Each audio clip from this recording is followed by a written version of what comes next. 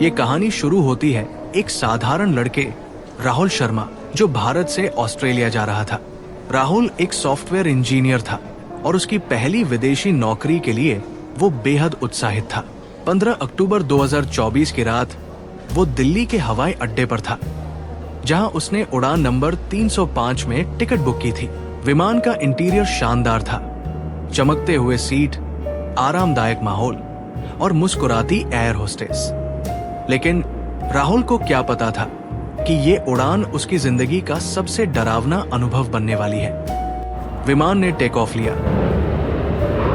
और राहुल अपनी खिड़की से नीचे देख रहा था। शहर की रोशनी धीरे धीरे गायब हो रही थी और बादलों का सागर दिखाई देने लगा। लेकिन कुछ मिनट बाद उसे एक अजीब सा एहसास हुआ। उसे लगा कि विमान एक ही रास्ते पर चक्कर काट रहा है और वापस उसी दिशा में लौट रहा है। उसने अपनी घड़ी देखी, सिर्फ 20 मिनट हुए थे, लेकिन बाहर का नजारा वही था जो टेक ऑफ के बाद का था। राहुल ने अपने बगल वाली सीट पर बैठे यात्री, एक बूढ़े शख्स से कहा, भाई साहब, क्या आपको नहीं लगता कि ये विमान एक ही जगह घूम रहा है? बूढ़े ने हंसते हुए जवाब दिया, अरे बेटा, ये तुम्हारा वहम है।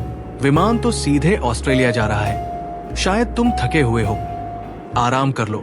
लेकिन राहुल का मन शांत नहीं हुआ। उसे बार बार वही एहसास हो रहा था। विमान कहीं अटका हुआ था, जैसे समय रुक गया हो। कुछ घंटों बाद ज्यादातर यात्री सो गए। विमान के अंदर की लाइटें धीमी हो गई और अंधेरा छा गया। राहुल की आंखों में नींद नहीं थी, तो उसने खिड़की की ओर देखा और फिर उसकी सांस रुक गई। विमान के पंख पर एक औरत बैठी थी, सफेद कपड़ों में। उसके बाल हवा में उड़ रहे थे और उसका चेहरा धुंधला लेकिन डरावना। राहुल के हाथ पैर कांपने लगे घबराहट से। उसने तुरंत बगल वाले बूढ़े को जगाया और चिल्लाया, देखो, पंख पर एक औरत है। बूढ़ा आंखें मलते हुए खिड़की की ओर देखा, लेकिन बोला, बेटा, कुछ नहीं है, ये तुम्हारा डर है। आओ, मेरी सीट पर बैठो, शायद तुम्हें आराम मिले। राहुल ने सीट बदल ली और बूढ़े ने उसकी जगह ले ली। कुछ देर बाद बूढ़ा बोला, देखो, मुझे कुछ नहीं दिख रहा, तुम्हें भ्रम हो रहा है, शायद थकान की वजह से। लेकिन राहुल का दिल कह रहा था कि कुछ गलत है। राहुल को विमान के अंदर एक नकारात्मक ऊर्जा महसूस हो रही थी। हवा में ठंडक थी और कभी कभी उसे लगता था कि कोई उसके कंधे पर हाथ रख रहा है। उसने हिम्मत जुटाई और एक एयर होस्टेस को बुलाया। उसने कहा, बहन जी, क्या इस विमान में कुछ अजीब है? मुझे डर लग रहा है। एयर होस्टेस मुस्कुराई और बोली, नहीं सर, सब कुछ ठीक है। शायद आपको चिंता हो रही है। ये पिल्स लीजिए और आराम कर लीजिए। राहुल ने पिल्स ले ली, लेकिन उसका डर कम नहीं हुआ। तभी अचानक विमान में एक तेज अलार्म बजा। इंजन की आवाज रुक गई और केबिन में हलचल मच गई। राहुल का दिल धड़कने लगा। पायलट की आवाज आई, सभी यात्री अपनी सीटों पर बैठे, इमरजेंसी लैंडिंग की तैयारी है। विमान नीचे की ओर झुकने लगा और बाहर से धमाकों की आवाजें आने लगी। राहुल ने खिड़की देखी। वो औरत अब भी पंख पर थी और उसकी आंखें लाल चमक रही थी। सभी यात्री चीखने लगे, लेकिन पायलट ने कमाल दिखाया। किसी तरह उसने विमान को सुरक्षित लैंड कराया एक सुनसान मैदान में। जब दरवाजे खुले, राहुल और बाकी लोग बाहर निकले।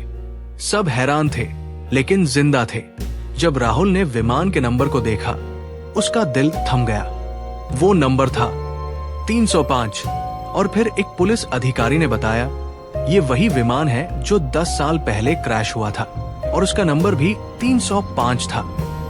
राहुल के पैरों तले जमीन खिसक गई। उसने सोचा, तो क्या हम मर चुके हैं? लेकिन लोग जिंदा थे। जांच में पता चला कि 2014 में उड़ान 305 एक रहस्यमयी क्रैश में गायब हो गई थी और उसमें सवार एक औरत, जो क्रू मेंबर थी, की आत्मा अब भी भटक रही थी। वो औरत जिसे राहुल ने देखा, शायद वही थी जो अपने अधूरे सफर का बदला ले रही थी। राहुल ने बाद में सुना कि उस विमान को स्क्रैप कर दिया गया। रात को लोग कहते हैं कि 305 का नंबर फिर हवा में गूंजता है।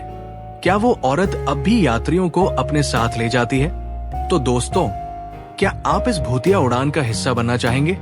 सब्सक्राइब करें, बेल आइकन दबाएं और अगली डरावनी कहानी का इंतजार करें।